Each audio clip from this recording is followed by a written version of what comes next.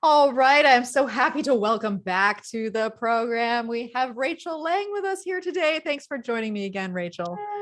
Oh, thanks so much for having me back. It's always good to talk Yes. astrology with you.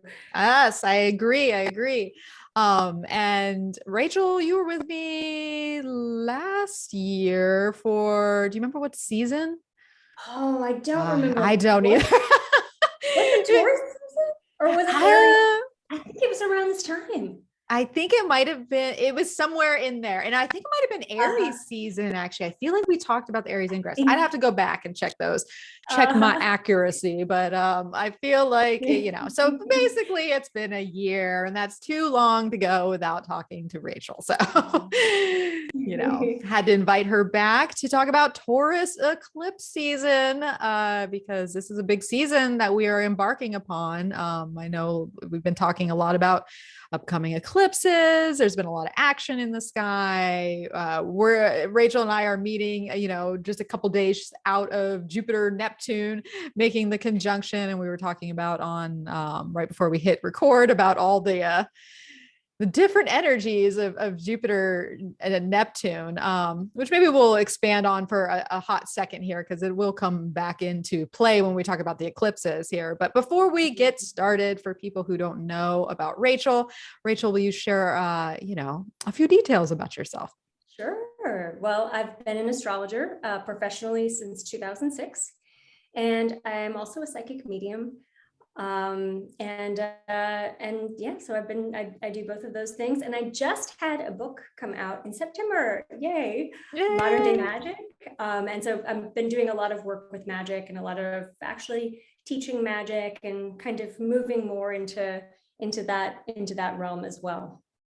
That's wonderful. So everybody give a congratulations to Rachel on her book. It looks amazing. If you definitely going to have to go order it. We'll of course share all the details of how to do that later in the program, but you're going to have to check this out. You've been doing a lot of kind of more ritual everyday type of magic. I've seen you do kind of even like art workshops that have to do with tapping into creating I don't know, different ways to access the magical energy that is always around you. That's what I think about with Rachel is like she's got this like Taurus rising that's so practical, but how can you like use everything around you to like manifest, right? I mean, essentially it's about manifestation, right? Yeah, definitely. And that's, I have North Node in Scorpio in the sixth house. So I like to think that, that everyday magic is really a purpose for me, and introducing people into everyday magic, that, that it's not just relegated to a full moon or a new moon or rituals with certain people, that our entire lives can be magical. So I do, so everything. My paintbrushes are magic wands. I'm looking at my desk. Everything on my desk has a magical purpose. And I think that's pretty much like how I live my life too. It's very mercurial if you think about it too. Like you've created a Uh-huh. wand out of anything you Yeah. essentially any tool you touch, it has like that magical Yeah. property to it. Mm-hmm. Mm-hmm. That's so cool. All right. Well, when we talk about everyday magic or just every day, we have Taurus season. Taurus puts us absolutely into some level of mundane reality. I mean, that's kind of where Taurus lives for the most part. We know we were talking about fixed Earth here. Mm-hmm. And what makes this season so potent, being eclipse season and all, you think about eclipses and they're being known for change, and what is the least likely thing to change is fixed earth, fixed signs in Right. general, but fixed earth is it's known for being rooted, so there's something to be said about all this energies that's coming up. So Mm-hmm. Rachel, what is your take on Taurus energy to begin with? Speaking, let's hear it from the horse's mouth because you know a thing or two about Taurus. Yeah, I have a Taurus rising, and so my impression of Taurus energy, I have a lot of air underneath my Taurus rising. So so really, it's an aspect of myself that I continue to try to integrate because Mm. it's the only earth in my chart. Interesting. So That's an yeah, interesting yeah. dynamic. Yeah. So I always look like I'm much more grounded and stable and calm than I really am underneath the surface with my Gemini moon. But my impression of Taurus energy, I have a friend who's a Taurus and she epitomizes it. She's a Taurus new moon baby. And she walks into a room and she's aware of all the sensations. And she is, like surrounded by beauty. You walk into her home and it's filled with fresh flowers, art, everything has a place, and there's an element of design in everything she does. And she's so in her body that she's aware when something's out of place, or when some energy is off, or when something doesn't taste good. She's very like, she just has an embodied presence. And I think of Taurus like that. Taurus does not want to have things that are frivolous. Taurus wants things that are going to stand the test of time, that are going to last. They want beautiful clothes. They want really fine, artwork. They don't want to waste 1 second of the physical aspect of life on something that's not going to be good. So what do you think? What do you think about Taurus?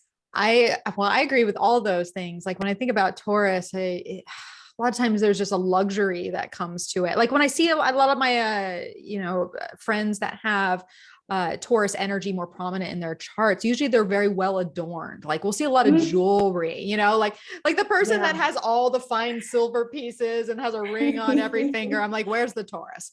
Because there seems to be like, there's just an adornment that likes fine things. And the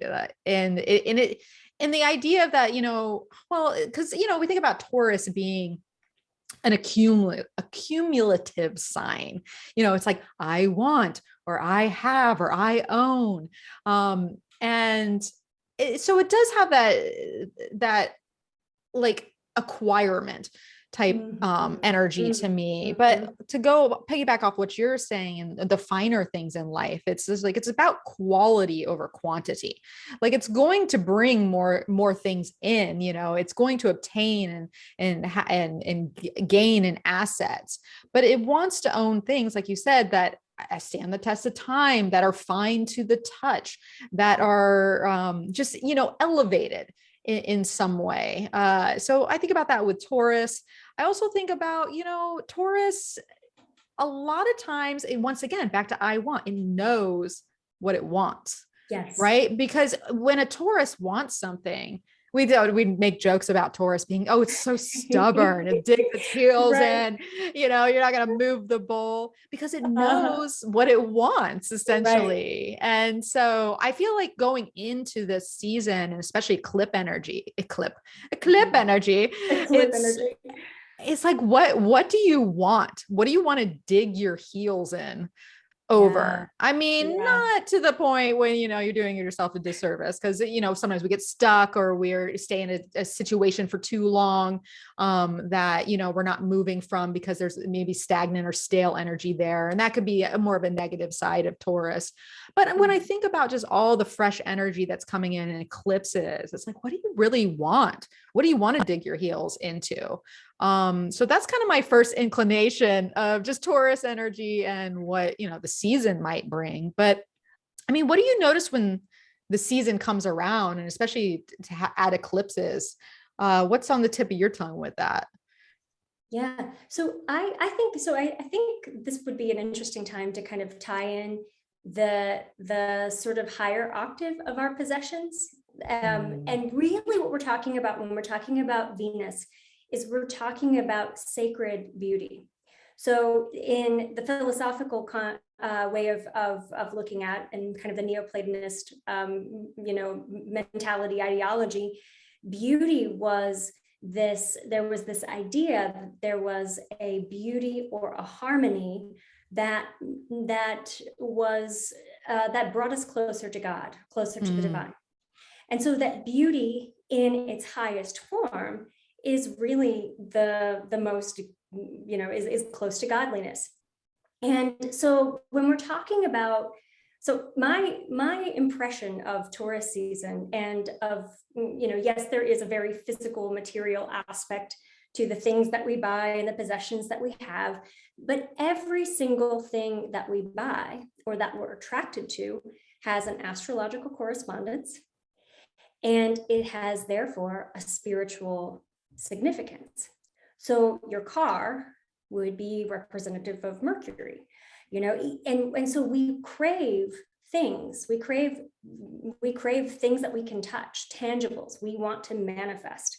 We want to grow things in the earth. We want to bring things into our space. But everything that we have on a physical material level also relates to something spiritual that we're calling into our lives. So, I mean, we talked about magic. We started this whole conversation with magic. Everything in our life, you could look around your room and say, everything has an astrological correspondence. Everything has a magical resonance, a magical symbolism. And so I think this is also a time when we want to look at our space and say, and our stuff, and say, what isn't feeding my magic right now? What is? And so I think it can be also a time of beautifying our space by being really clear and discerning about what we want. So going back to what you said, it's what we want.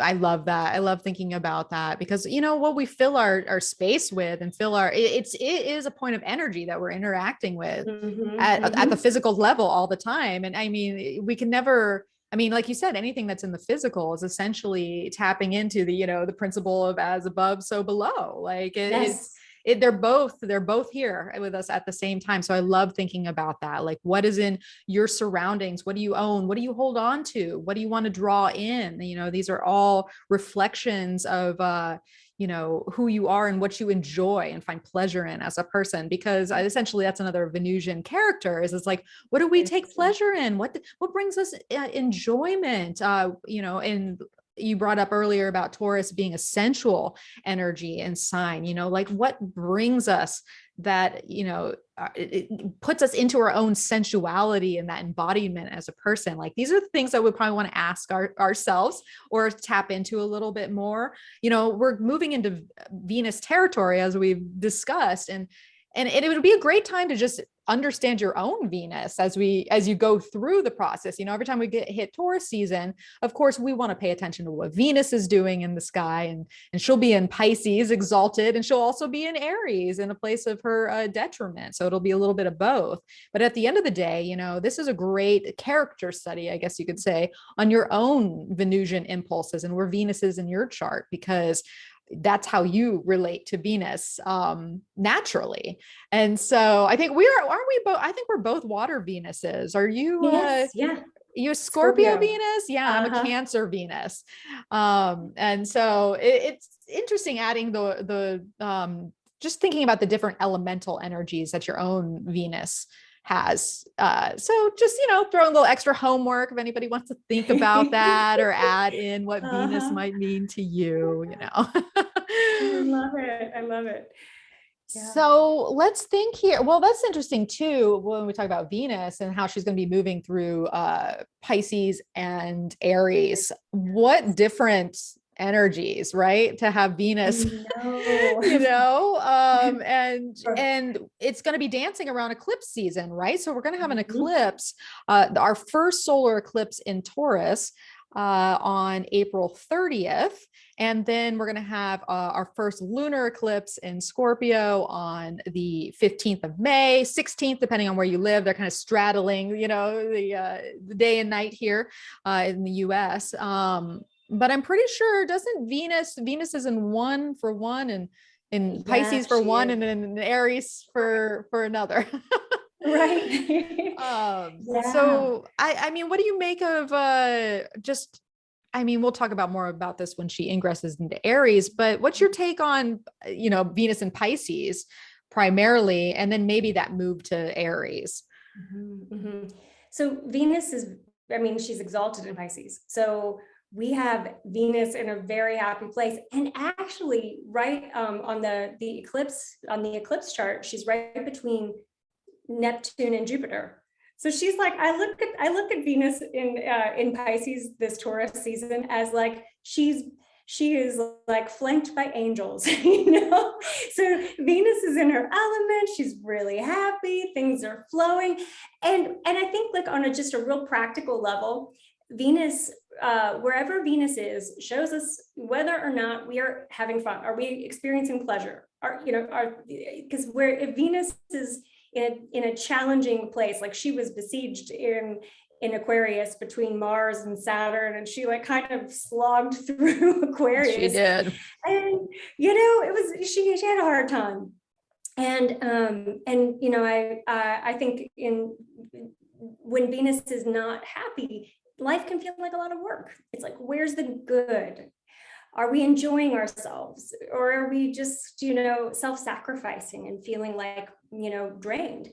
And so Taurus season starts with Venus reminding us all that, we can enjoy ourselves, that we can relax, that we don't have to work so hard. And actually, Mel, I've been seeing posts on Facebook, on Instagram and Facebook about people saying, I'm checking off of social media. I'm going to go enjoy life for a little while. Have you seen No, people? but I support that message.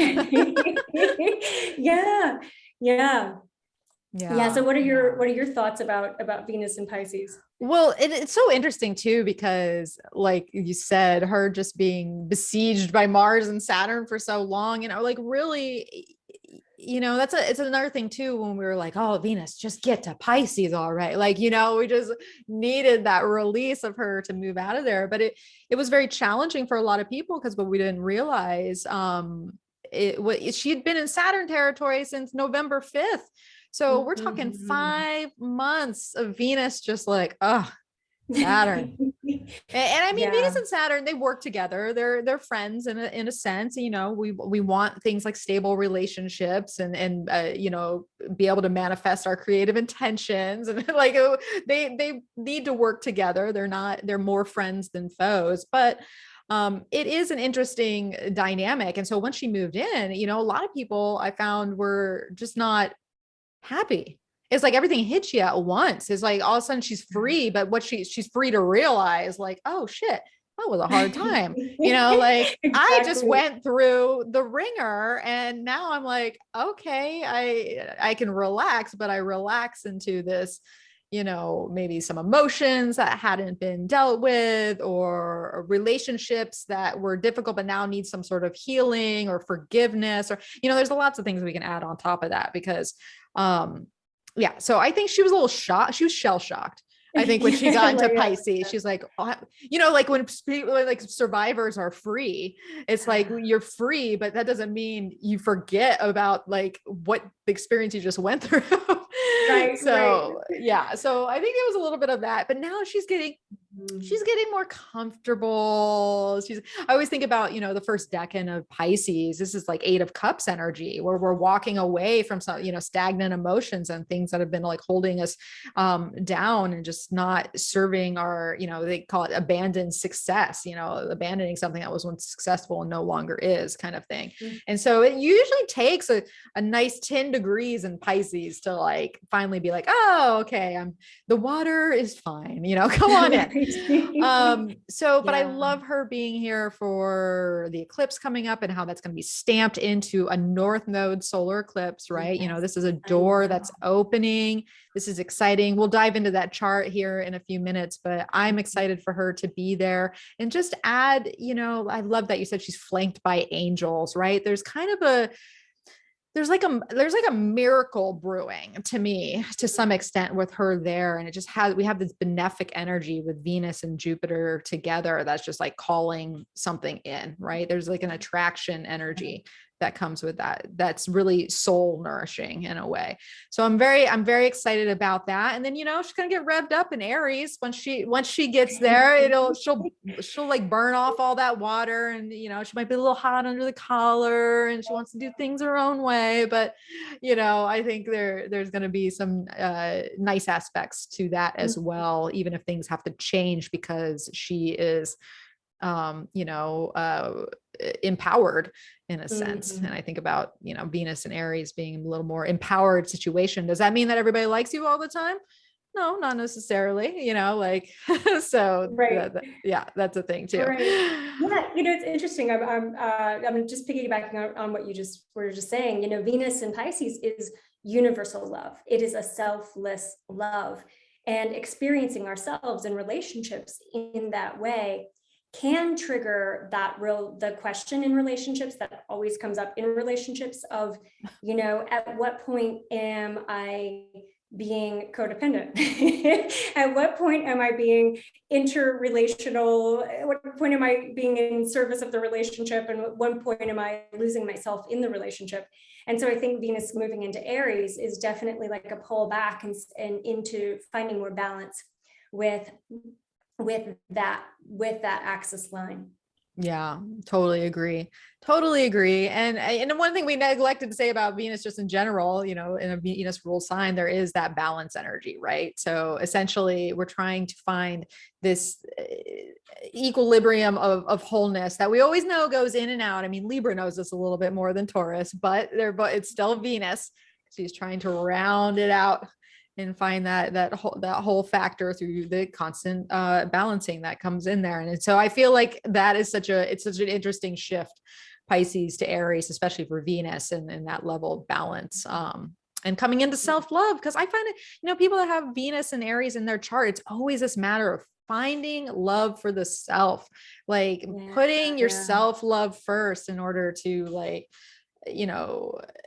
I don't know, give the thing, you have everything you need basically in order to be in relationship with someone else. That has to come in first. Otherwise that keeps coming back as an unnourished, aspect of the self. So just side note, just notices. But speaking of Aries, another big, huge event is that Jupiter, I shed a little tear from it leaving in Pisces. It's like my 5th house and it's there for such a short time. And I'm like, what? But it's moving into Aries, which is big news. I mean, it's leaving its dignity of, being the ruler of Pisces, but it still has its, it has a different type of dignity that it comes into when it's in a fire sign. So what's your take on Jupiter moving into Aries? It seems like a big old rush of I know, that's exactly my take on it. It's funny about as we were talking, I got an Apple News. As you were saying, it's a big rush of. I got an Apple News alert. I thought I had my do not disturb on, and it was Russians or something about Russians and missiles is what I saw. No. So I think, my take on Jupiter and Aries is, if Pisces is the dream and Pisces is this, Jupiter in Pisces is aware of all kinds of possibilities and being able to see things that aren't materialized yet, but that are existing in the field of potentiality. Then, Aries rules sharp objects. Aries is the needle that bursts the bubble. It says, oh, that dream's not going to work. We need to refocus. We need to clarify. We need to move in a new way. And it could happen because Jupiter in Aries, like you said, it's energized. It's a cardinal sign. It wants to move forward, almost to where it's like, you might feel inspired to start something or to do something or take action before you've planned it out or thought of a strategy. It's like that ready, fire, aim mentality. Yeah. Instead of ready, aim, fire. Ready, fire, aim. That's funny. Firing before you aim, that makes a lot of sense. Yeah, I love that. Were you intending that or did that come out? Yeah, I did. I love that. I love that. It's that speaks to a lot of fire energy, especially Aries in particular. But I totally agree with you, because there's Jupiter in Pisces it is all about the dream, all the potentialities, all the things that we can envision for ourselves, or some things pop in and we're like, oh, I can be hopeful for that. That seems viable. And that seems viable. It's mutable energy. It has a distractible quality to it anyways. But there's a part of it too that is nice, because as we hone in what that dream is for us, and that's something that we were talking about with Jupiter and Neptune, is coming back to these dreams, and kind of these soul callings that are like rising up, and sort of like a judgment moment of like, Yeah. are you going to do this, or do you realize how important this was? I feel like part of that, because, when we think about it, Pisces is the end of the zodiac. There is a wrapping up. There's a idea of transcendence that comes with Pisces, and so it's rebirth into the fresh spring energy of Aries that is, firing before the aim. Yes, but it has that, like, it has that pioneering quality. It has that, that courageous, like, bravery of like, okay, well, it's now or never, and so it's just interesting to get out of so much of this dream energy, because it's not just Jupiter. We have eclipses that are activating this. We're going to have all these, Piscean components that then rush us in to this big, like, just spark of Aries. And so I feel like for a lot of people, it can, obviously it's going to be a turnover of a whole new journey. Like, that's just the nature of Aries in general, but Jupiter is the journey. It's how we grow, how we expand. Now, granted, we're probably gonna have to go a little back and forth this year about it, because Jupiter is going to make its way all the way through in 2023, and that will be but we're testing, not the water, I guess the flames here, and so it has pilot year. yeah, definitely. The craft may go down, but luckily you have a parachute, and you'll find your way back, and then you can take the mission again. But so it's hopeful in that way. To basically, what I'm saying is to take the essence of a dream and be able to have, bold enough to follow that vision, and carry it through, hopefully, case by case scenario. Right. Or have the courage to leave a dream if it's not working out. I mean, I think that's another thing too, is it can be really difficult to let go of like when someone's in a Neptune transit, it can be so difficult to face the reality of a situation. Like, oh, this dream didn't work out. And whether it's a relationship or a career or even just like a move, I think Jupiter and Aries can also be sort of coming to terms with letting a dream go, knowing that maybe you could revisit it someday, but also like there's a new journey. And I love what you said, it's the birth of a new journey. So whether that's an escalation or an up leveling of the journey that you've been on, or whether that's embarking on a whole new path, there's a lot of potential for taking that courageous, bold move forward. Yeah, I love that. And essentially, what we always have to remember with cardinal signs in general is that these are pivot points. So it doesn't either way, you're going to pivot. You might be pivoting away to start a new journey. You might be pivoting in, down a path that's going to take whatever you're starting even further. But either way, we're going to pivot. Like that is just the nature of it. So that it's exciting. I'm excited for it. I think there's going to be no shortage of news that goes along with it. So we'll just have to stay tuned for that. But before we even get into us unpacking Taurus season, one more thing that's going to be going down is we got Mercury retrograding. This like we didn't need something else. We got Mercury retrograding this season, and we also have Pluto stationing retrograde too, in a longer cycle. But so we have two retrograde stations this month as well to get through. So yeah, I guess we'll get to those when we get to those in the forecast here. But just, put it in your back pocket. Mercury's going retrograde on the same day that Jupiter goes into Aries, which is such an interesting correlation. Isn't it? It is. I'm like, one step forward and one step back. I know. Yeah. So yeah.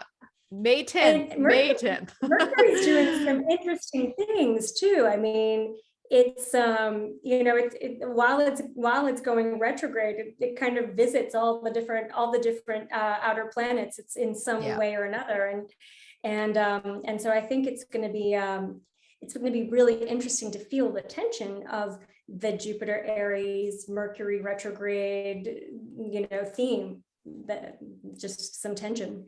Absolutely. Absolutely. And yeah, right in the middle of eclipse season, so the universe is up to something. So we'll just say that here. That's right. Oh, that is right. So, all right. Well, if you're watching the video, I'm going to go ahead and share my screen as we work through our transits here. As we go through all the action that is going to happen. So we start Taurus season, April 19th, which is a Tuesday, later in the day, depending on where you are in the world. We're over on, both Rachel and I are on the West Coast in California. So they'll be having at 7:24 p.m. on the 19th. And so some of the first things, it's interesting because all the seasons have been starting right near last quarter. I've noticed like the moon cycles is kind of near last quarter, or like a handful of months ago, all the seasons seem to be starting at the full moon. So it was always like these grand entrances into a season. It's like the full moon hits, so and then boom, we're in a new season. And you're like, right. Yeah. But now we're going to go into the last quarter territory in a sense, where the first couple days of the season actually kind of throws us into, just that kind of action place and closing down, and a cycle is now morphing and starting to wane. And, we got those decision points, and we kind of start the season with that last quarter in Aquarius, which is interesting because we just went through my thing's not exact, but that's okay. We just went through a whole season where we had all our quarters in cardinal signs, and there's so much movement that comes along with that. I don't know. Did you experience a lot of movement in this Aries season? What was? Yes, absolutely. Yeah, it was a lot of movement. And not just for me, I mean, my clients too, and physical moves. I noticed a lot of people actually the first quarter of the year, of this whole year, has been a lot of movement. With all the planets going direct since February 3rd, like it's been fast paced. It really has. There's been just so much going on. And so here we have this last quarter in Aquarius kind of kicking things off on the 23rd for the weekend. And really this weekend, we got last quarter energy pushing us forward, or pushing us closed, I guess, to some extent. But it's really a lot of mercurial moves that are going on at the same time. So, I mean, big news, we got Mercury conjunct the North Node on that same day of last quarter. And then Mercury basically goes on to make a sextile with Neptune a couple days later, on Sunday, Monday, and then goes on to obviously make that sextile with Jupiter, because Jupiter and Neptune are so close together in the skies. And as you state, can I interrupt? Can I? Yes, please. It also, in between that, it's square Saturn. So yes. it's kind of like that's the reality check in between these two bubbles of possibility. Yeah. So it's so interesting. Okay. So Mercury conjunct the North Node. Obviously, when we think about this, there is some sort of message that comes in. There's some sort of like a perceptual understanding. There's an idea. There's something that is contributing to some sort of forward momentum or development, or like, I guess, an evolutionary course of some sort, to only be followed exactly by a square to Saturn. So basically Mercury is lighting up this Saturn at the bending of the nodes that has that perfected on April 11th. But obviously, Saturn's a slow mover. It sits there for a while. Right. So it's just interesting to think about this kind of destined encounter or message, the Saturnian blockages or long-term results that it kind of encounters, or frustrations or obstacles, or just, like reality checks to some extent. but then goes on to sextile Neptune and Jupiter. So it's Right. got a high low or low high component to it. Uh-huh. Yeah, it does. And one of the things that I was reflecting on with this combination is very often Mercury, when we're talking about our personal transits, Mercury is an activator for some of those longer term cycles. And so I look at this and think that whatever came up for us in the Jupiter Neptune conjunction, whatever came up to us for us actually even last year in that Saturn Uranus square, that Mercury is reminding us. So it's saying, oh, hey, here's the antidote you need for the dream that you have, Jupiter and Neptune. And Saturn, here's the solution. Let's solve a problem so that you can be back on your North Node path. So I kind of look at Mercury in this context as being a little helper, helping us ultimately on that North Node path. Yeah, I like that because I mean, at the end of the day, Mercury is the intermediary. Like it Mm-hmm. is the one going back and forth. It's going to deliver whatever it is that you need to make progress. It's not going to be necessarily easy progress. I love the idea of, like you said, of solving some sort of problem. Like we're up against something, maybe we're mentally stuck. I think about like celestial writer's block in a sense of, with Mercury square Saturn. It doesn't mean we can't get past it or find the like inspiration to like work through it. It's just for a second, it's almost like a glitch in the screen. We're like kind of glitched in a moment.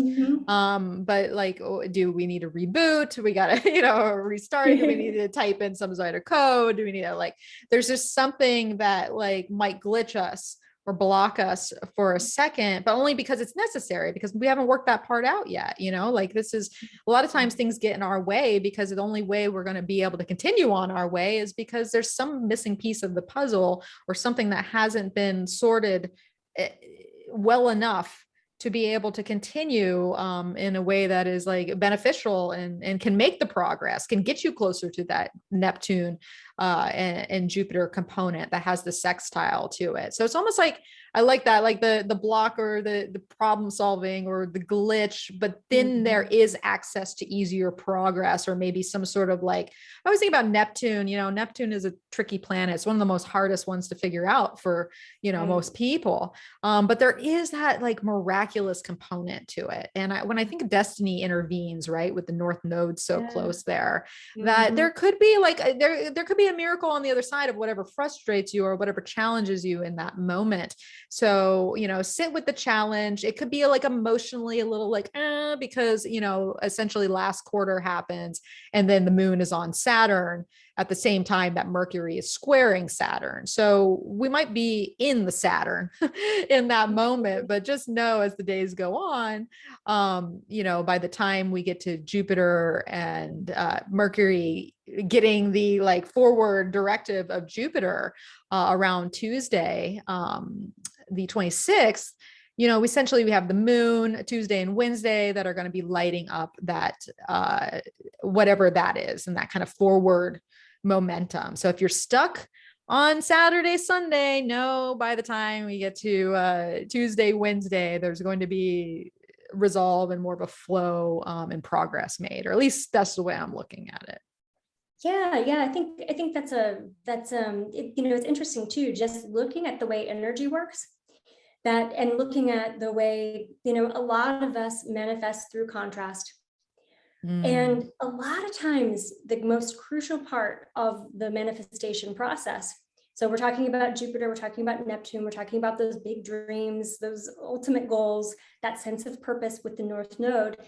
And a lot of times what happens is that we can get so focused on something that we freeze the energy. So it's not moving, it's not manifesting. We're feeling like, what am I doing? I'm doing all this ritual, I'm doing all this intention setting and nothing's happening. And then we have some kind of crisis in our lives, some argument with a friend, financial check that didn't get deposited, we have some kind of Saturnian thing happening in our lives that pulls all of our attention and all of our focus to this trouble, to this thing, this problem that we have to solve. And in that moment, the energy is freed because all of our attention has gone somewhere else. And so the energy is freed for whatever it is that we've been intending to come to fruition, or for us to reach a new milestone in that goal, or toward that goal. And so I kind of look at this Mercury, Saturn at the bendings is that crisis point.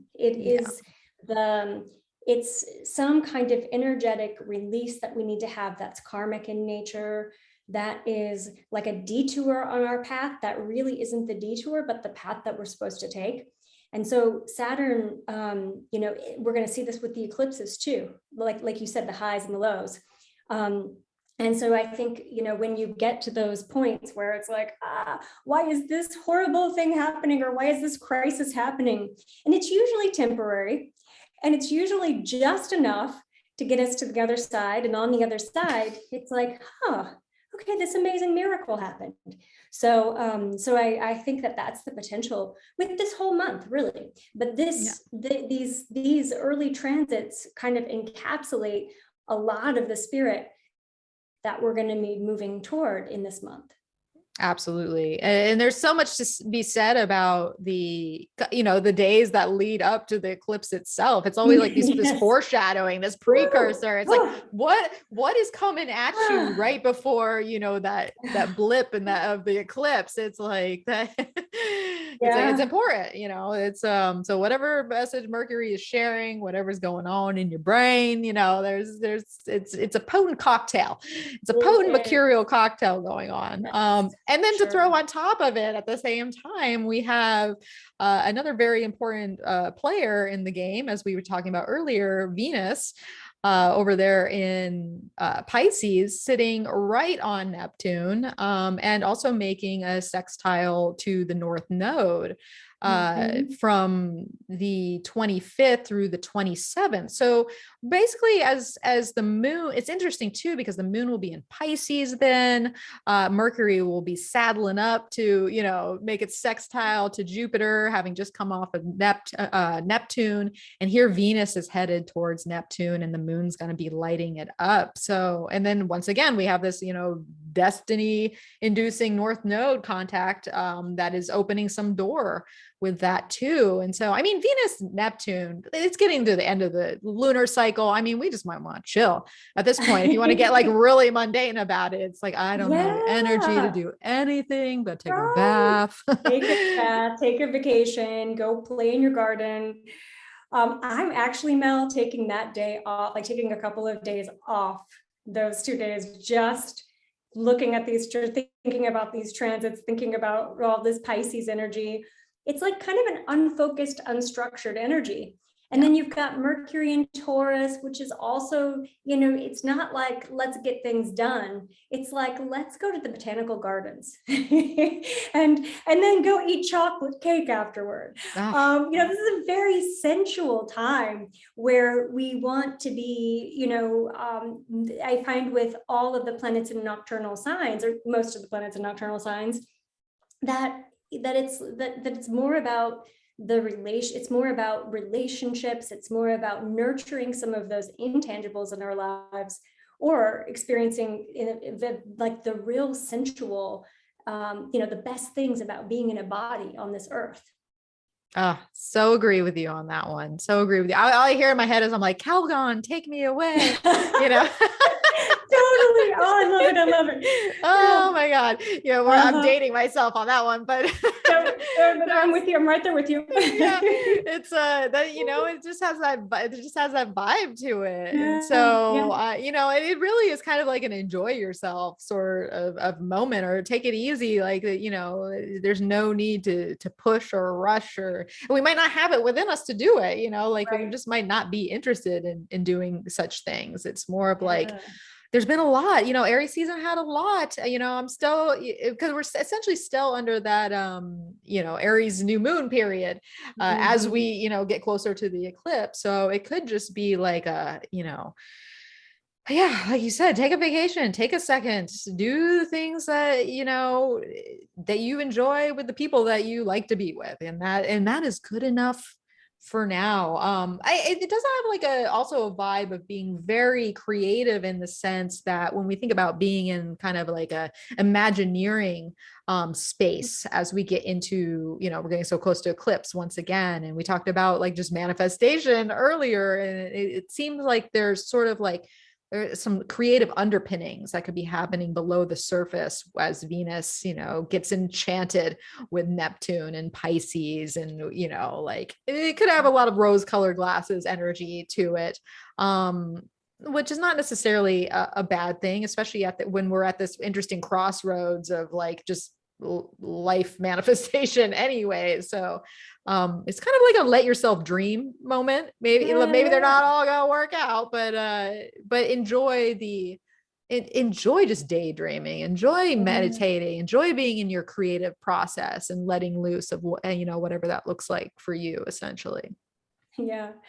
Yeah, I think it's Carolyn Casey who says imagination lays the tracks for the reality train. Oh, I like that.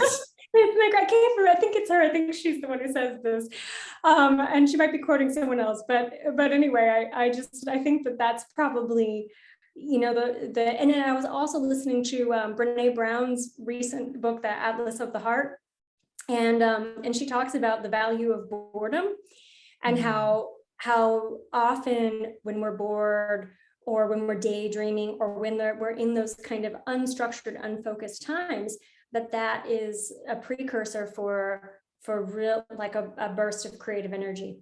So I think that there's real value with all these Pisces planets. I mean, we could be dreaming up a whole new paradigm for living. I mean, I think like there's, in addition to, we think about creativity in terms of art, in terms of music, in terms of those kinds of things. But I think we're also, we're getting ready. We're at the last few degrees of Pluto in Capricorn. Pluto is going to be moving into Aquarius next year. And we are creating a whole new way of being in relationship, a whole new way of being in the economy, in business, in government. Like there's a lot of creation that's happening that is systemic. And I think the US Pluto return is involved with this. I think there's a lot of big picture creation that's happening in addition to what we're creating in our own individual lives. So we need moments of rest, of boredom. We need to know that we're working in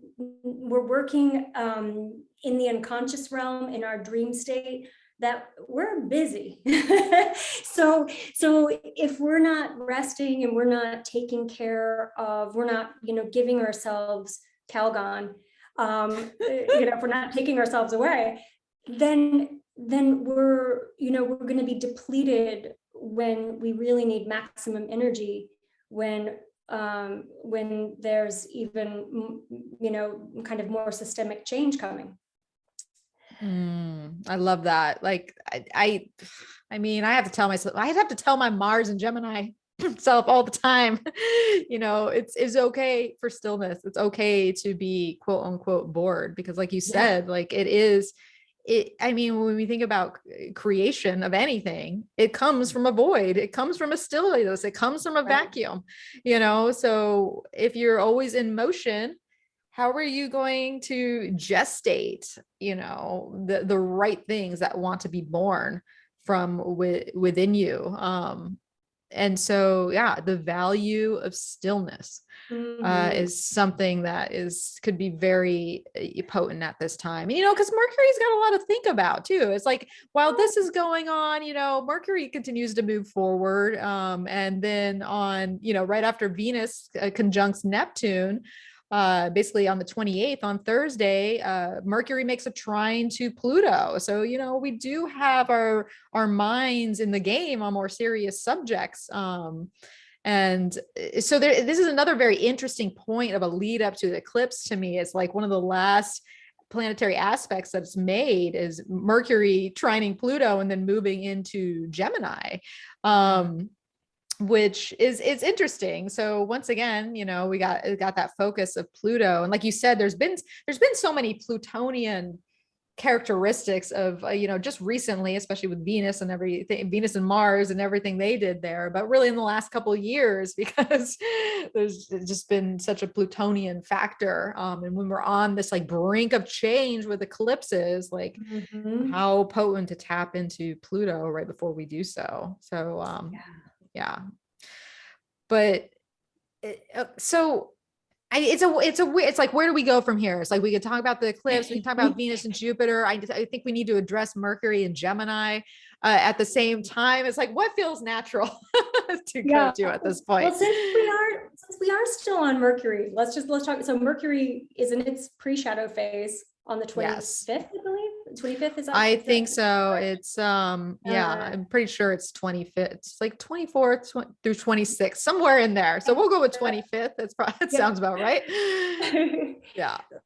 So it gets to dip into its own sign on the 29th, and but it's in its pre-shadow phase. So it's moving slow. So here we have a frustrated Mercury. Mercury theoretically should be able to be expressing itself to the fullest of its potential, 0 degrees Gemini. And at the same time, it's slowing down, getting ready to go retrograde. And so I think that is it kind of encapsulates some of the frustration of the eclipse as well.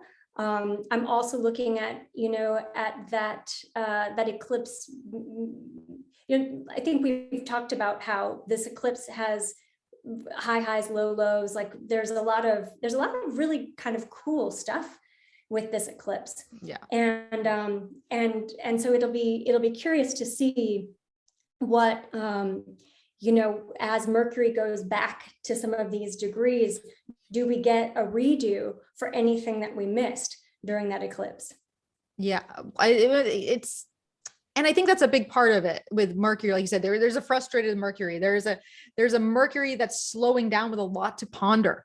Like having, made contact with all these outer planets, right? It was talking to Saturn, it talked to Neptune, talked to Jupiter. Now it's talking to Pluto. It's talking to these like bigger, like life cycles and considerations. And it's also thinking about the world and the space that we live in. Like there's a lot of collective energy that goes with that too. So knowing that Mercury is slowing down and pondering all this, right? Because moving in Gemini, if there is a very thinky Mercury, it's going to be Mercury and Gemini. There's a lot of anxiety that can go with Mercury and Gemini. It's functioning high level, right? It's like doing its thing, but at what point does processing the information and going over the facts and dealing with what we know, or trying to learn new things and incorporate it all, like how does that serve us with where we're going? What information is circling around in the brain? Are we getting too heady about it?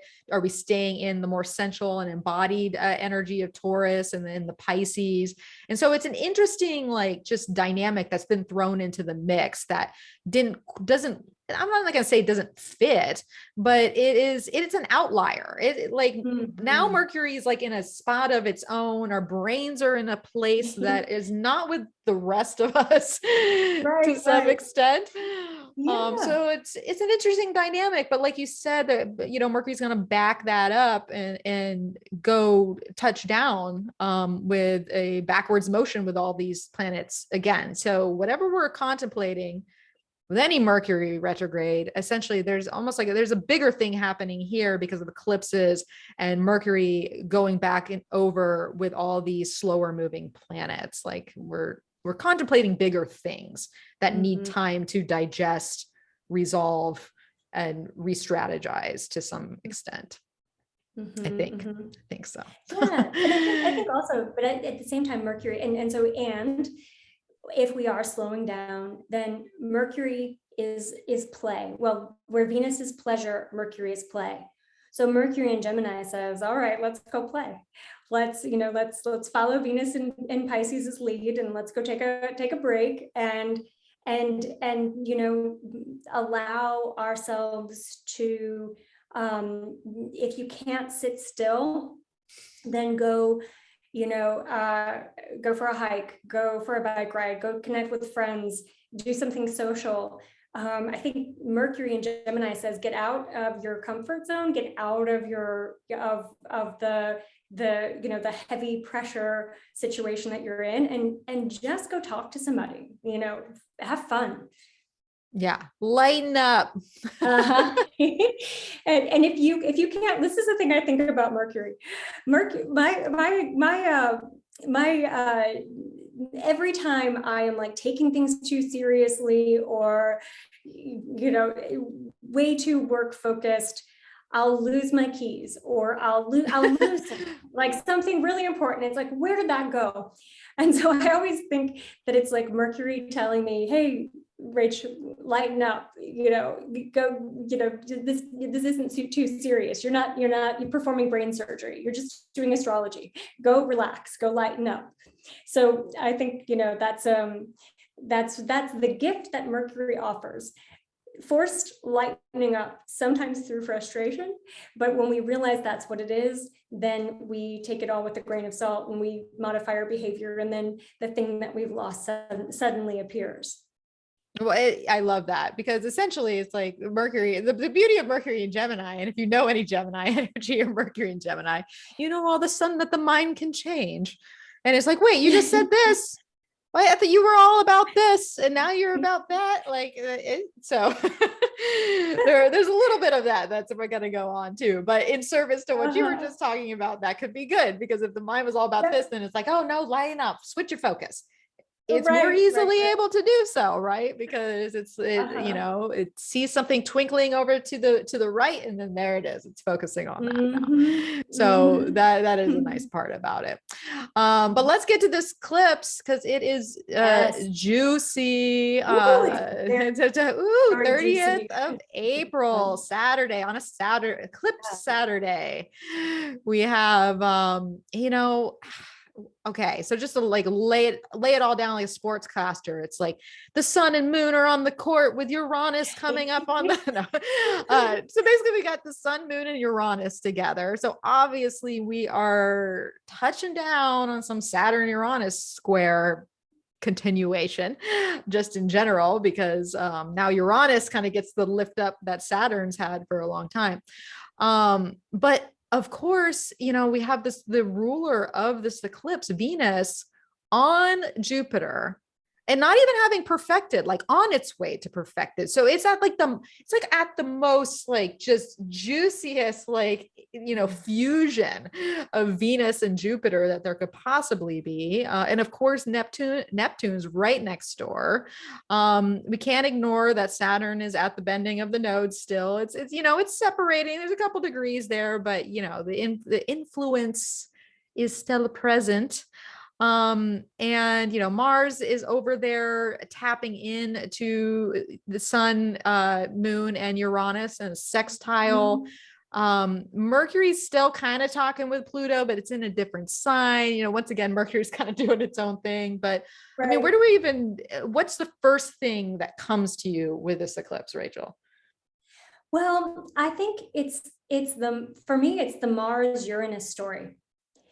And even though that sextile hasn't perfected yet, it's like Mars is in between. Mars is kind of the mediator between the sun and moon and Uranus. And so I think there's an element of surprise. I think there's something that's, and when we saw the last few eclipses, I guess it was it the December eclipses?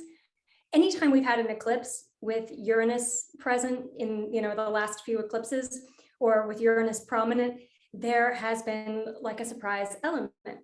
And it's not, I think surprises can be really fun, really exciting. So it's not all like, oh my gosh, brace yourself for the unexpected. I think it's like, you know, there's a door that's opening, and it's coming from out of the blue in a way that you could have never imagined it. And Mars is just kind of pushing you slightly because it's in Pisces. So it's just nudging you, go ahead, go. do this thing, change, make a change. So I look at this and think, that the Venus, Neptune, Jupiter, though, is the flanked by angels. So this is like there is a miracle if we're willing to open that door. And if we're willing to get out of the status quo, like out of the comfort. And that's what Uranus is like, please, let's make a change. Please. Oh my goodness. And I feel like that Uranus and Taurus has been like that for, it's like, please just make a change. Usually like, stop being in your comfort zone. How much do I have to gently shake this discomfort in order for you to be like, no, I'm ready. Yeah. And I think about Mars and Pisces being the gentle push. It almost has like it's like a little nudge. It doesn't like push you in the pool per se, but it might like just kind of tap you on the shoulder and whisper in your ear, like, I love don't it. you, don't you want to do this for yourself? Don't you feel called to move towards this? And so I'm excited about the Uranus component. I feel like this is the best eclipse of the year. And I think most people agree, 9 out of 10 astrologers agree that this April 30th eclipse is the best eclipse, because it's hard to ignore the benefics sitting with each other and ruling it, and Uranus, like you said, it can bring us surprises, but or like what we like to, you brought up earlier, like the idea of the divine detour, but there, a lot of times surprises can be wonderful, or maybe we're a little shocked and we're a little off put by what changes, but then we're like, oh, wow, this is actually better than I thought it was going to be. Or, oh, well, maybe I can't have that anymore, or that path needs to go. But it's not, the water's actually kind of warm over here. I'm feeling good about it. So it's like it has that Uranian sensibility to it that is going to bring change. It always does. Like you can't really get away from it. I mean, obviously, if you've got planets around like 10 to 14 degrees of fixed signs, you're going to be feeling it more than most. We're all going to be feeling it in some way, but for you folks, including myself, that have planets activated there, you're definitely going to be feeling it. But I think it's all about getting excited for change, being open to it, being willing to flow with it, right? With all that Pisces, it's kind of like that let go and let God moment. It's like, I love it. Yeah. It's so true. It's so true. Yeah. Cause you have the real balance between the immaterial Pisces, the spiritual, the hidden, the immaterial, intangible, and the grounded Taurus. So there's this like spiritual shift that leads to physical change. Yeah. And I love that this is the let go, let God eclipse. Pretty much. I think that should be like, that's a tweetable moment. Is that a tweetable moment? Do I need to get on my Twitter? Yeah. So, and it's like, can I interrupt and ask, what is your fixed sign at 10 degrees, or what okay. Well, I do have Mercury and Jupiter conjunct in Leo at 11 and 12 degrees. Ooh. So it is, and when I've already experienced the Uranus square to that, I do have Chiron at 13 degrees of Taurus. So I have Chiron there too. It's near my descendant and my part of fortune as well, right there. Ooh. So yeah, I have, there's enough going, on. Cool. But very cool. Yeah, no, I feel like all those transits that I actually just went through with with Uranus lighting that up for the last, since 2021, like I finally made my way through those transits. And so it's almost like this eclipse is like the cherry on top, where it's like, okay, well, all that you've been through and reconfigured and, reoriented yourself with those squares. Yeah, it's almost like this is kind of that space for that. And what's nice about Saturn squaring the bending of the node, or being at the bending of the nodes, is that this influence, like we said earlier, has already been like, pressurized and felt. So it's not going to be a new influence with this eclipse. It's like it's part of the backstory of the eclipse more so than anything in my mind. And this is where Uranus kind of takes over and Venus and Jupiter take over. And why I like it. It's like I don't want to say the hard stuff's behind us, but it's like the difficult turning point, I think, is already implemented. And then it's more about what has to change. It's more about letting go and like in following the attraction or answering the call. It has like answering the call kind of energies to it too, to some extent. Yeah. Absolutely. Yeah. And I think it's the call that was received or that came in during the Jupiter Neptune conjunction. So I think, for like, if we could go back to that, to whatever insights came in from the divine, from dreams, from conversations, that's what we're cultivating, or that's what's being revealed to us is the next steps in answering that call. And I love what you said about how like the struggles behind us, like we've Saturnized, we've gone up the hill, we've climbed the mountain, we're at the top of the mountain, we have some clarity, we can see, we know that there's still like, we have to still climb down from where we are, meaning like we still have more of a journey left to go, but at least we've reached the apex of whatever, challenging situations we've been working through. And so now it's just finding resolution for some of those challenges. Absolutely.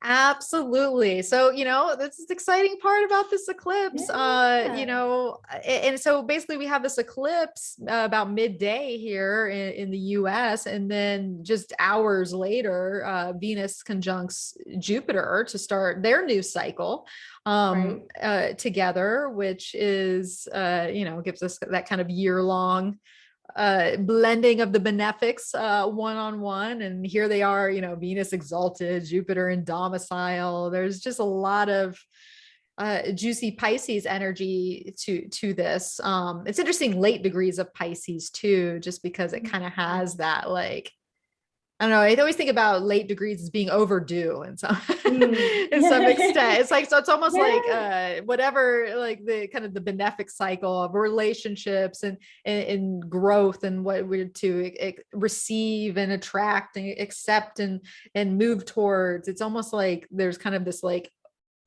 overdue spiritual factor that it's like finally coming to roost in some respects, if that makes any sense. It's like, no, I like that. I like that a lot. Yeah, that makes a lot of sense. It's the overdue. Yeah. So, well, and so essentially with this eclipse, look at where Taurus is in your chart, look at where Pisces is, maybe just have your eye on Aquarius. I don't think you need to have your eye. You probably know very well where Aquarius is at this point, but a lot of that meat we're going to be feeling in Taurus and Pisces. So if you want a little precursor, go check that out for yourself. So I think the day it's, think about it like an eclipse, a new moon. Usually we're kind of chill anyways. We got Venus, Jupiter. So for the day itself, it feels pretty like, I'm just gonna enjoy the day. Like, once again, we're in an enjoyable space. So that weekend of, the 30th, Saturday, Sunday, Friday, etc. Like, just do your thing, enjoy yourself, eclipse over, let it happen. So, okay. So then what happens here? Jupiter, I'm like, where's my notes? The day of the eclipse. Should we jump to Jupiter going into Aries? Yeah, let's jump to that. Or do we have something? I know that we have like 10 days between those two things. There's a lot of things. Oh, well, yeah, we will have to. This is what happens is we get so juicy on the beginning of like the whole cycle. And then we're like, oh shit, there's like, there's still so much to go. We got to get. So let's just give a precursor of just kind of activating energy, because really when we move on to May 4th through May 7th. So, we're looking at midweek into the weekend, the following weekend, we have Mars making a sextile to the sun. We have the sun on on Uranus. So the sun perfects its conjunction with Uranus on Wednesday, the 4th. I have a feeling it's going to be very interesting Cinco de Mayo. If anybody's out there celebrating, it'll be like, whoa, let's do this. It'll be one drink too many, probably, with that Mars, with the sextile in the sun. But there is like just kind of like this open door, energizing energy to do the Uranus, move towards, Mars is tapping into that. We also got Mercury slowing down to station and making a sextile with Venus, who has now ingressed into Aries. So that's another thing too, is right after she conjuncts Jupiter, on the eclipse, essentially on the 2nd, on Monday, she moves into Aries. So she's done her Pisces tour. Right. Like she starts to get fired up. She's burning off the water. She's like, okay, I've had my share there. She's like, but I'm ready for some action. Where's the action? And so there actually is kind of a lot going on this week between all of that. That's true. Yep, you're right. But it feels very energizing. Anything to say about all those kind of components together? Yeah, I mean, I think that we have, I think the Mars, Uranus, Jupiter sextile Pluto, so Mars sextile Uranus, Mars sextile Sun, Sun Uranus. It's like there's so much excitement in the beginning of May, and we're not sitting still. So get your rest up to the eclipse. Enjoy Venus and Pisces, because we are moving, we are going. And typically, I find that May is pretty busy anyway. You have like a lot of graduations, a lot of, for people who have kids in school, you're dealing with exams and end of the year performances, and also just it's a time when we tend to want to be going, and so I think that Venus in Aries is definitely thinking about, what do I want to do? what are my goals? You might have other obligations to other people, but there's definitely this sense of me first, self-love, me first. And I think that kind of that fire energy really energizes the earth water dominance that we have going on with the other planets in Pisces and Taurus. Yeah. Well, and especially because, Venus, now that she's in Aries, she has to look to Mars, and Mars is sextiling the sun, and so it has a nice balance. It's almost like, what do I want to do? What do I feel fired up about? What's kind of like my Ace of Wands moment where I'm like, I feel the rush of like, I really feel the rush of spring now. I'm feeling energized to kind of like work, make, progress towards maybe some of this dreams that she has already been engaged with, and Mars and Pisces is kind of pushing that dream energy and helping create the form of it. We think about Sun and Uranus together, kind of shaking things up. We got water and earth, these are the form materials that can create the clay, like it has that. And then Mercury is sextiling Venus at the same time. So, our head is with Venus. We can talk to people, we can socialize, we can get the word out. We have creative ideas flowing in, we're feeling inspired. And then at the same time, we have this larger movement of Jupiter and Pluto and a sextile, and those two together, like, once again, we got the growth impulse of Jupiter. And it's ready for the changes. It's ready for the purification. It's ready for, like maneuvering and just maneuvering life into a different form. Because once again, we have water and earth meeting together too. So it's there's a lot of form maneuvering in my mind here, of like form that's being created and then also form that's being transitioned. And we can talk it out and with ourselves and with other people. And we just feel the fire that Venus is bringing back into the picture, because really the only other fire planet we have is Chiron there. So we have a personal planet that is gaining that kind of inspiration and enthusiasm. And she's kind of leading the charge of the sun. So it's an interesting flow of all the planets together, that really is like disposited by that Jupiter that is sextile Pluto. So it's a really forward momentum. And I think we're going to be in it on that first week of May. I think so too. And also, one thing about Pluto, I'm gonna just looking at Jupiter, Pluto, with these two planets coming together, a lot of times we have this feeling of invincibility. And if it's square or opposite, sometimes that can be really detrimental, where we don't, like, we want to play God, or we don't want to, God got us, and we don't want to see our own limitations. But when it's a sextile, we have a real awareness of our spiritual power. And I have a hard time looking at this transit without thinking about Pluto in the last few degrees of Capricorn, retrograde, going back toward a Pluto return, the US Pluto return. And so I think that there's, like, on an individual level, there's a real awakening of our own power within this collective, within the social structures that we live in. But then I also think that on a collective level, here's a real opportunity for people who haven't traditionally had much of a socioeconomic power or much of a voice. It's like, whoa, there's a period of rising into power in some new way, where they might not necessarily have it be expressed. But I think one example of this could be, Amazon's unionizing. And so think about all of those people who made that happen. And another thing I want to bring in about this too is that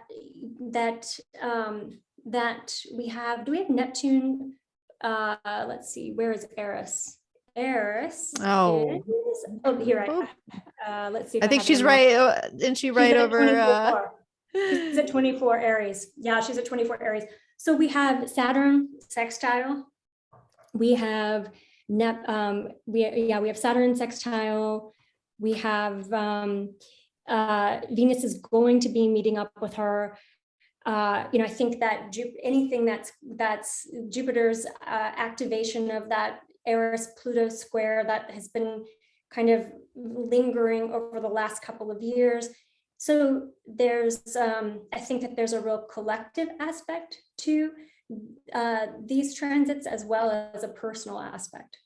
Absolutely, 100% on that, because we're talking about Pisces and Capricorn together, at least for the Jupiter Pluto piece. And I think we've failed to mention that Pluto did station retrograde basically like the day before the eclipse, or like even the day of I think it was the day before the eclipse on the 29th. So it's almost like it's almost like a change in power, right? It kind of has that energy to it. And we think about, like I love that you brought up like the Amazon workers and the unionizing and all the, Etsy, all the sellers are taking a week off and they're protesting the fees that have gone up for Etsy. And there's just all these, organized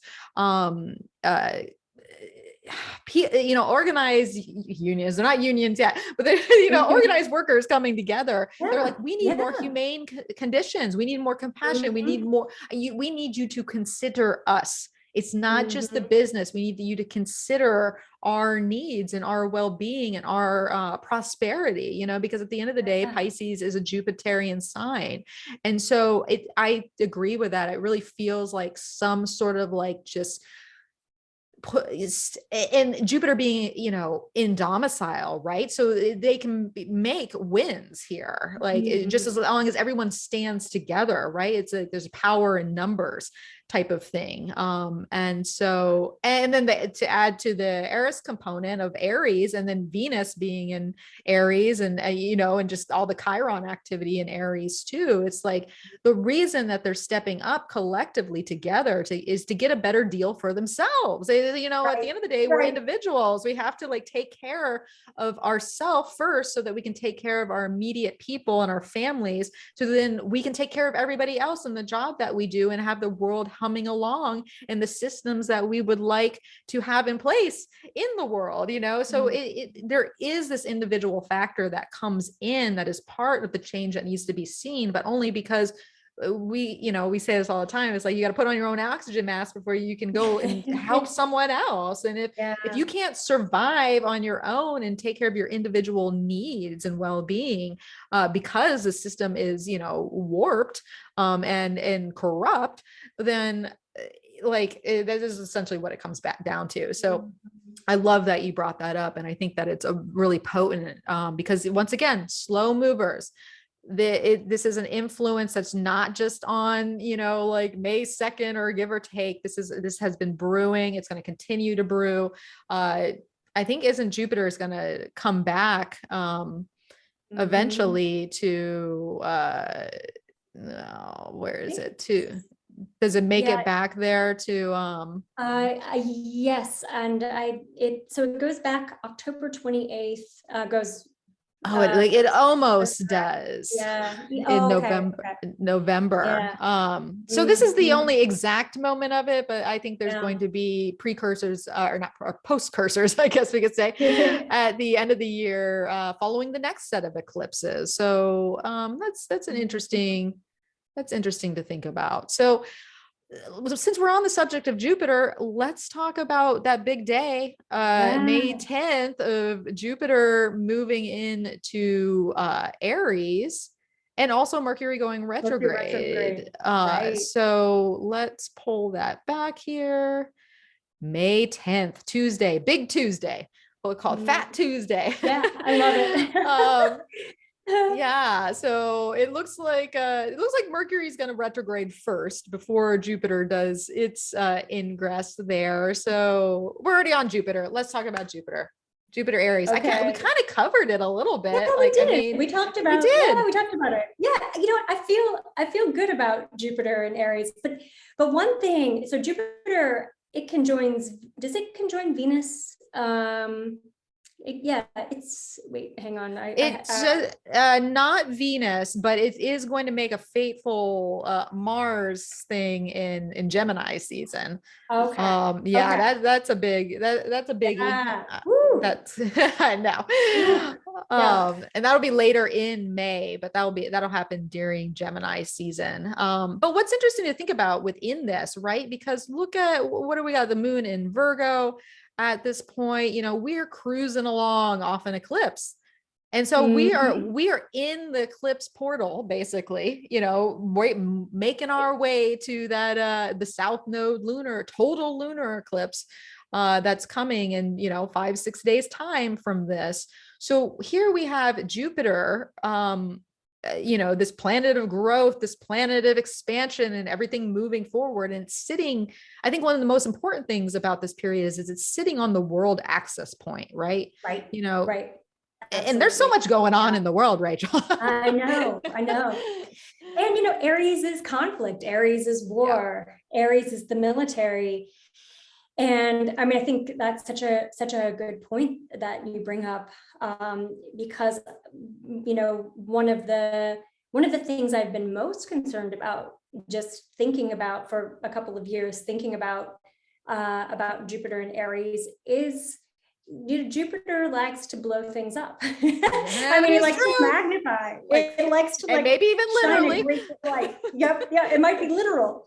And I think that is with Mars going retrograde in Gemini later on this year. And I think that we have a lot of this Mars Aries story is one that is going to carry us through the end of the year. Yeah. And even further beyond, most Yeah, likely because of, yeah, yeah. yeah. So yeah, there's a big story that's at play here. But just pay attention on, well, May 10th, like it's going to be a weird day. I have a feeling it's just going to be a little bit of a strange day in the sense that all of a sudden Jupiter has this like, because when you have a planet ingress into another sign, we always feel it. But when you Right. have a slower mover, especially Jupiter or Saturn, move into the next sign and wherever it's going, and hits that threshold, and especially the threshold of a cardinal sign, like Right, right. the newspapers are going to be lit up. Like there's just Yeah. things are going to be in motion, not to mention the eclipse swirl that we're in, and just the activity of Mercury going retrograde, because there's always things coming to the forefront there. It's like there's an introduction that we have to chew over. There's like, there can be like, big news that comes out that is then implemented, or a scandal, or, something is, or, something big is going to happen. Mhm. And in the first part, May 9th, 10th, 11th, 12th, through that week, like as we get situated to it, because at the end of the day, we're just moving towards a lunar eclipse on the 15th, Mhm. 16th. So this is a big day, but it's not just this day. It's like a whole, yeah. So Mercury also going retrograde here. We kind of covered that too, in the sense that, I mean, any thoughts on just Mercury retrograding in Gemini? It's in its own sign. We encountered this last year, right? We had Mhm. Mercury in a retrograde in Gemini last year Right. Yeah. too. All those air sign retrogrades. Yeah. Yeah, I think that Mercury retrograde in its own sign is like we talked about, like a little bit of a frustration. It's like, Mercury should be thinks that it should be having a free reign to be itself, and it gets pulled back, Yeah. so it's kind of like it's like the actress who goes up for the lead and gets cast as the second, as the sidekick. Yeah. Like, wait a uh, second. I yep, had all the yep. skills to be the star. Right. Or you get cast as the understudy. So Mercury's got some frustration. And at the same time, I think what it could mean for us, just in really practical terms, is a feeling of being misunderstood, or Mm. like wanting to communicate, feeling like you are communicating in really specific ways, but things are misheard. There's glitches in the software, like just little snafus going on. And I've found that with these air sign Mercuries, that technology Yeah. has been a really big focal point for these Mercury retrogrades, and so this is a good reminder to back up our computers. I also find, I was just talking to somebody about this the other day, that Mercury retrograde asks us to upgrade. So ultimately, retrograde planets are closer to the Earth than and farther away from the sun in their orbit. And so their influence, like we can see it brighter in the sky, we can feel it more powerfully. And so if there's anything in our lives that needs an upgrade, if you're using an old computer and you're not able to, you're not able to, every time you do a Zoom meeting, you have a glitch, or you're using an old phone and your screen's cracked, then Mercury retrograde will make it so that you have to upgrade, even so that you can't talk yourself out of it. You can't say, hey, no, I'm on a budget. You have to put the money forward and get a new car, get a new phone, get a new computer. And so preempt that that struggle by fine tuning, like by upgrading, by really taking sort of inventory of what am I not saying, how am I not communicating effectively, are there any details in your life to work out, are there anything that needs to be repaired, because this Mercury retrograde will shine a spotlight on all of those themes. I agree with you 100% on that one. Like it's true. There's the purity quality of the air and the devices and the technology and just Yeah. communications not going. We always make jokes about, like double check your work, Mercury Uh-huh. retrograde, or someone's not going to understand you, or the communication's not going to work. But it's like 20 times that when we're talking Yep. about it being an air sign, and B, in its own sign, because it literally is where it functions. So like if we're talking about Mhm. classic Mercury retrograde things happening, this is classic Mercury retrograde happening. Expect to be in traffic, expect for the car part that was hanging on by a thread to not make it. Yep. And it's very interesting that just to think about, just this Mercury retrograde going from what's different from last year's. It was just an air last year, and this year it goes through air and then back into Taurus, into Earth. Right. And then as it does so, it makes the sextile to Jupiter over there in Aries, which is also new things, right? And Mhm. so there's Yeah. really is this kind of like, if I feel like if it's going to break down, it's going to be at the end of Taurus season, right before, or it is Mercury sextiling Jupiter and then about to move back into Earth sign, where you actually have to purchase and acquire, Taurus. So if Yep. there's any Mercury retrograde where you might have to buy something because of it might be this one. That's Uh-huh. funny. So save your pennies. Right. Yeah. So, all right, well, let us continue on here. We have, sun's just cruising through Taurus, and it's going to maneuver, or it's going to mimic Mercury's previous moves and make a conjunction to the North Node on the 12th, on Thursday, May 12th. And so that's always a big day too. We get a Yeah. yearly Sun North Node conjunction right in the middle of eclipses, right? So I feel like this is another potent, like, what comes down the pipeline, what comes into your awareness, it's Right. important. Yeah. Yeah. And the sun passes Mars, or, passes a sextile to Mars on its Yes. way to the North Node. So that's another, again, Mars and Pisces. So it's another little gentle nudge. Hey, go in this Yeah. direction, go do this. And then it meets up with the North Node, and yeah, bam, you have that sense of anything that is not aligned to purpose. You want to get rid of it. You want to let it go. And sometimes that can feel, there can be an urgency with that experience, of Mm. like, I can't keep doing what I've been doing. Then enter the eclipse.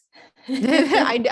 Well, it is such a crazy lead up when you think about it, because it's like May Mhm. 12th, Thursday, we have Sun North Node.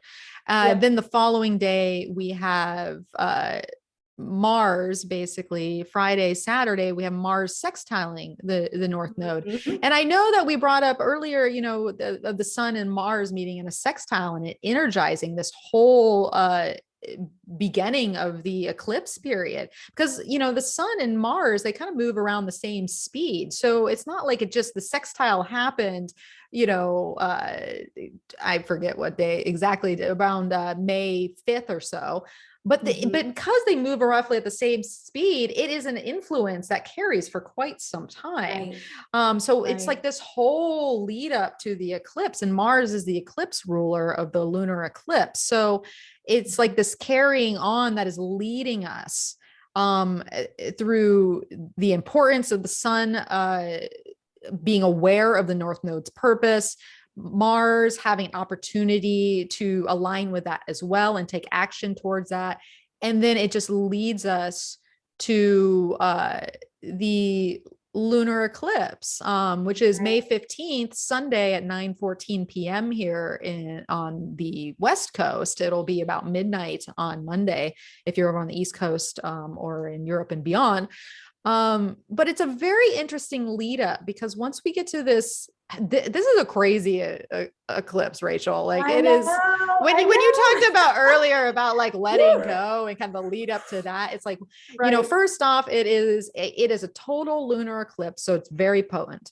It's a Right. south Right. node eclipse, so it is Uh-huh. a releasing eclipse. It's Yeah. square with a T square with Saturn. And Right. it has the ruler Mars conjunct Neptune. And then the sun ruler Venus is conjunct Chiron too over Mhm. here. And there's just so much interesting, like it's a weird switch from Uh-huh. the opening eclipse. But I mean, what are your thoughts on on this bad boy? Well, it's so interesting. One of the themes that I've heard from some of my clients in just recent, well, in the last, and also, there are some conspiracy theory, like there's this whole concept of the battle between light and dark. Mm. And I don't necessarily profess to this because I have my own ideas about breaking binaries, with light, when we're talking about light and dark, and the patriarchal idea of what light is, what dark is, all of those things.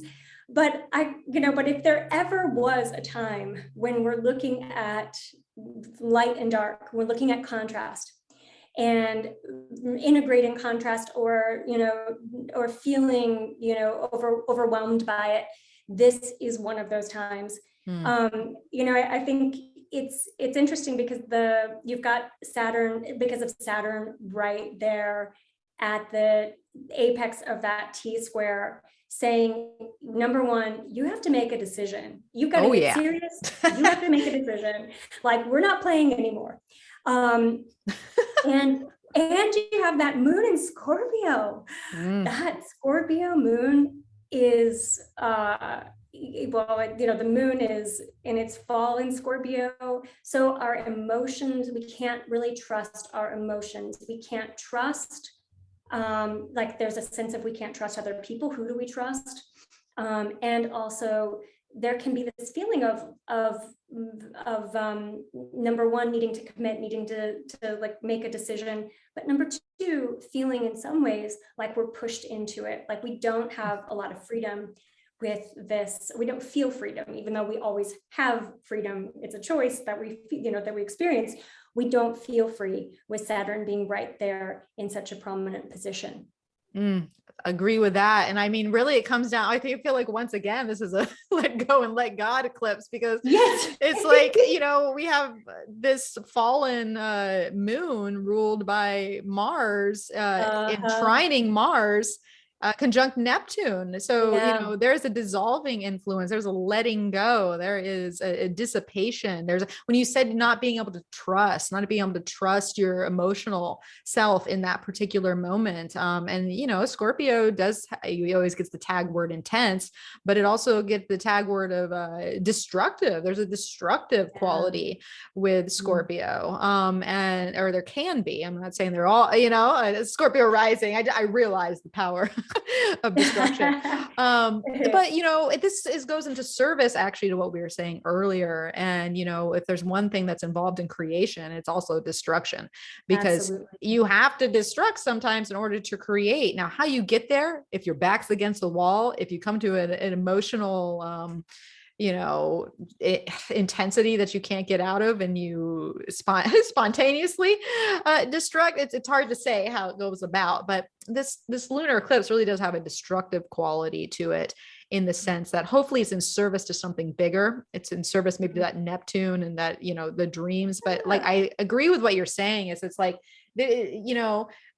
universe not playing anymore. It's like, Saturn is not playing. It's like, you knew I was here the whole time. It's Right. pressure. We've already hit the cross point. So it's almost like coming to realizations like over a month ago or so, but you haven't done anything about it, or you haven't made the emotional change, or you haven't made this, and that now has to happen, because if like the opening of the eclipse and all those good energies, it's like, well, what's still mucking it up? What still hasn't been attended to? So that's kind of what I kind of feel from this. It intimidates me a little bit, but personally, as a Scorpio rising, but yeah. Yeah. What degrees you're rising? Luckily it's mid degrees. It's like 16. Okay. So Okay, that I'm good. going to get hit in the next set later on this year. Like, exactly. Yeah. So I have a 28-degree Taurus rising. Oh, you're right there. I know. And the November eclipse was at 28 degrees Taurus Scorpio.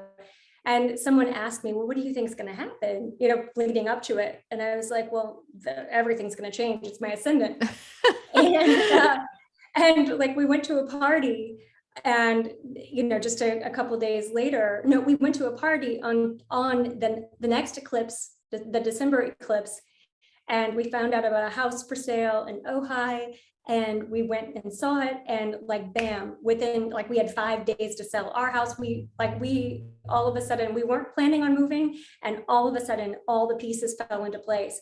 So eclipses, they speed up the timeline, where you've been thinking that, like, I'm going to do this thing, I'm going to do, oh, I'd like to do this thing. And if your soul is pushing you in the direction of doing that thing, the eclipse will, like you said, bring in like a destructive aspect of, like, and that can be very exciting, very, very, that doesn't feel destructive, but it's destroying the way, like, it's breaking down. So more than destroying, it's like breaking down any resistance that you've had through, some kind of significant turning point. Someone says something to you, or it could be even more significant, like your partner breaks up with you, and then you're kind of forced to go in a new direction to speed up the timeline. So it can very often feel like this is not my choice. But one thing that I love in Robert Hand's Planets in Transit is that he talks about how everything is a part of the will, meaning the soul, meaning really cosmic order, the soul's intention. And we might not be conscious of it, or, we might not be conscious of it, but we can't deny that sometimes those things that happen to us that feel destructive are actually the growth edge that we need to move in a new direction. So I think this eclipse really epitomizes: be open to surprise, trust that anything that does happen that feels destructive, that doesn't mean spiritually bypass any pain. It just means see it in the big picture of, nothing happens accidentally or just for the purpose of wrecking our lives. It's all a part of a bigger plan. Yeah, definitely.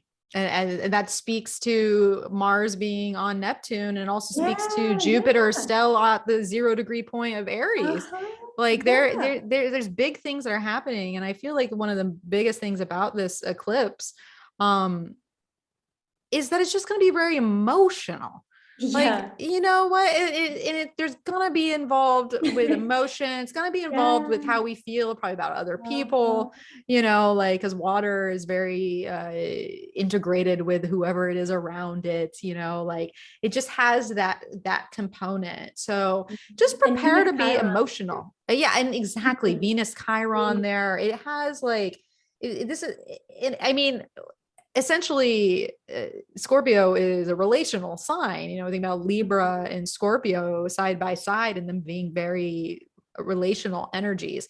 So to have that full moon, not just, the lunar eclipse there, it just expect emotion. Don't be blindsided by it. Get in it. Deal with grief. If you have grief that has been sitting or just needs to be processed, this could be absolutely the time where it comes up, especially Mars on Neptune, and just going through the motions. And I think that's kind of the nice thing with the trine from Mars to the moon, is that whatever kind of like riles us up and stirs the emotional pot, it's there because it wants to, like, the dam wants to break, like it wants to just flow. So it's almost like you got to get it out of your system, and it might bring up painful things. It might feel destructive, and it might feel like you don't have control over it in the moment, but it's leading you to the peace of, like, the Taurus sun, to the stability and the balance and the, feeling at one in your embodied self again. Like you might not be feeling that peace and the comfort and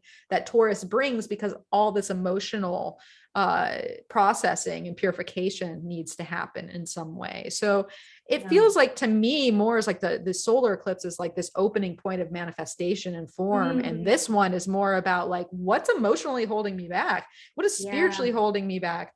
What is, like, you know, what's getting in the way of my inspiration and being able to move towards things that are very important to me? And it's like, what am I dependent upon? You know, we think about Mars and Neptune being addictions, and addictions can be to anything. It could be to, you know, substances, it could be to food, it could be to sex, it could be to a person, it could be to a routine that doesn't serve you, you know, like it's, or a fantasy, like or yes, you know, or, you know, I'm also really fascinated too with the whole concept of we can be addicted to certain emotions, like, you know, where, you know, I love, you know, not me, but where people love their emotional pain, or their, you know, there's that we can become so comfortable with a certain range of emotions, a certain set of colors in the coloring in the color wheel, that that becomes sort of our baseline.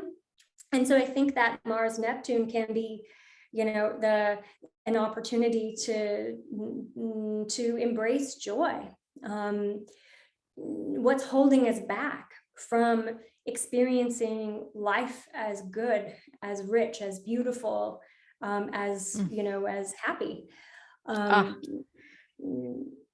I love that. First of all, I just got an image of this picture of my grandpa, and he'd wear a shirt that said "Misery loves company." and, and it made me think about that, like, kind of right away, like this, yeah. And it could be the company of your own self, or, you know, other people that are going to sit with that in you. But as you were like, kind of like just breaking that down, I started thinking about the tarot correspondences within this, because it's like the lunar eclipse is in the 7 of Cups territory, which can be the fantasy and the illusion, and like seeing, like, you know, the good things and also the bad things. And the sun is in the 7 of Pentacles, where we're stopping and pausing and looking at what we have, and should we go on, should we leave this behind, or should we move forward, and because this is worth our effort. And then Mars and Neptune are sitting in the 10 of Cups, which is literally the happy, like you said, like the joyful experience where beauty is all around you and you're supported, and you have the family and the good feelings and just the joy, you know. And so you were basically talking the cards as you were breaking that down, and I was like, oh yeah, this makes a lot of sense. I love it. I love it. Yeah. So yeah, it's kind of like lean into the 10 of Cups, lean into whatever that looks like for you. And it's not always going to be the best of the best. It never is. But if you can never see that to begin with, it's like you're robbing yourself of that, of life's beauty and joyful experiences. And so once again, it comes to this kind of purification and purging, it seems like we're going to be going through. So yeah. Can I just am curious about what that Sabian symbol is for 26. Oh yes. What do you have got? It pulled up here. So Native Americans making camp after moving into a new territory. The ability to adjust swiftly to a new situation by tuning into its requirements. I know, isn't that like perfect? Oh my gosh. Wow. Wow. So that's something that really feels like it's like everything that we've been talking about today is sort of is that theme of there's a new path, there's a new beginning, like Jupiter and moving into Aries, the eclipse cycle. And so it really is, it's about stabilizing and grounding into a new beginning, onto that new path. And with that comes letting go of the old territory, of the old path. So potent. And okay, so I'm glad you looked that symbol up, because it's like, it's just literally brought it on home, or rehomed it rather. So to like kind of give like just an overview of the end of the season, is that we have this very potent eclipse, which I think is going to emotionally bring us somewhere. And that's the most important part of this place, is to emotionally bring us somewhere, because then the Mars Neptune conjunction goes on to perfect on the 17th and the 18th. So Tuesday and Wednesday basically is kind of that period where we're sitting at that even more, you know, we're moving on from the eclipse, but Mars and Neptune are still present and having that dissolving factor. And then we basically close out the last day for the most part, or second to last day of Taurus season, is the sun now trining Pluto, where Mercury was just earlier, that, you know, like, and the sun's coming to back it up. And then Mercury is also, who's retrograde, you know, and going back over things itself, is also in a sextile to that Jupiter, in Aries. So that really goes in service with everything you just said, because it's like the following days, the sun becomes aware of like the changing dynamic of Pluto and in earth signs, right? You know, earth is shifting, physical realities, jobs, homes, you know, material situations. Mercury retrograde is having to, you know, looking towards the future and getting excited about that Jupiter, or dealing with whatever comes that we have to in order to move forward and make progress. We got to think about what's ahead. And so it really, it's an interesting, it's kind of fits very perfectly for the eclipse aftermath, as I guess we could say. Yeah, definitely. Yeah. It's like, how do we set up camp in a new territory? How do we repair our house after a roof leak? It's that kind of thing. So it's really a point of resolution. And I love that, you know, that we are still in Taurus. So we are still in this cycle that is very much about our everyday lives, about our physical bodies, our physical bodies in this beautiful earth. And so I think that actually that could be the antidote for the post-eclipse hangover, is beauty. Beauty, nature, physical, sensual experiences that bring us into contact or awareness of the divinity within ourselves. And so I think that is, it's, I think that before we get into Gemini season, we're going to want to take those few days and just prioritize our physical needs, our physical relaxation, physical pleasure, all of those things.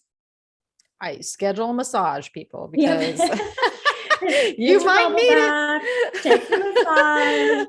Go to the spa.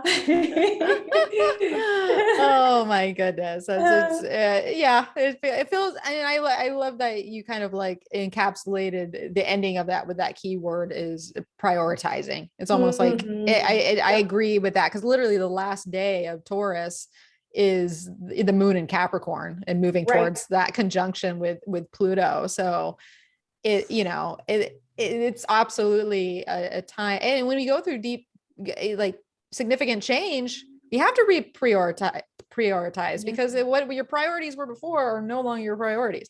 So everything has to shift because of that. And so I love that advice. It's like getting in your body, getting back down and grounded, spend some time in nature, get back to that still piece so that you can go to your priorities, not in like a hasty swirl of everything, more like you ground back down and then you kind of put in that last bit of work, while we're all still very aware of,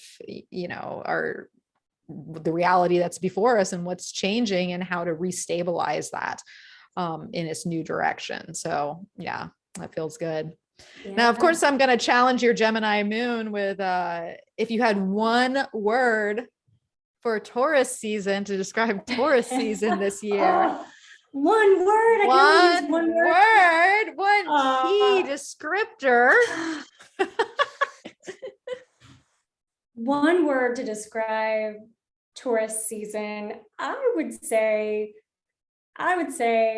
cathartic. Oh, I like that. I like that. What about you? What's your one word? Oh, geez. I'm like, whenever I ask this question, I'm like, I have to think.